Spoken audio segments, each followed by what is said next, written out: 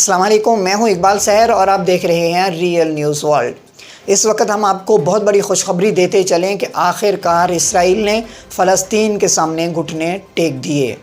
اسرائیل اور حماس کے درمیان جنگ بندی 11 دنوں کی مارا ماری، خون ریزی اور بمباری کے بعد آخر کار اسرائیل اور فلسطین کے درمیان جنگ بندی ہو گئی ہے۔ پاکستانی وقت کے مطابق آج صبح 4 بجے سے اس پر عمل درآمد کا آغاز ہو گیا ہے۔ اب تک کسی نے کوئی خلاف ورزی نہیں کی۔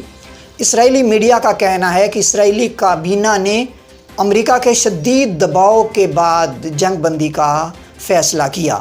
اسرائیل کی 11 دنوں کی مسلسل بمباری اور جارحیت کے نتیجے میں 232 فلسطینی شہید ہوئے، جن میں 65 بچے اور 39 خواتین شامل ہیں۔ اس کے علاوہ 1900 سے زائد فلسطینی زخمی ہیں۔ 1,20,000 سے زائد افراد کے گھر ملبے کا ڈھیر بن گئے۔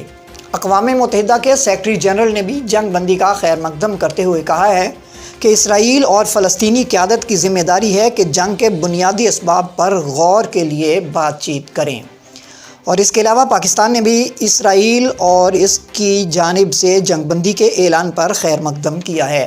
پاکستانی وزیر خارجہ شاہ محمود قریشی کا کہنا ہے کہ یہ اجتماعی اقدام کی طاقت ہے۔ انہوں نے کہا کہ جنگ بندی میں فلسطین میں امن کی جانب پہلا قدم ہو۔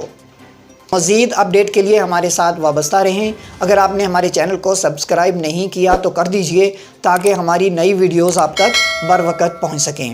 مجھے دیجئے اجازت، میں ہوں اقبال سحر اور آپ دیکھ رہے تھے ریئل نیوز ورلڈ۔ اسلام زندہ باد، پاکستان پائندہ باد۔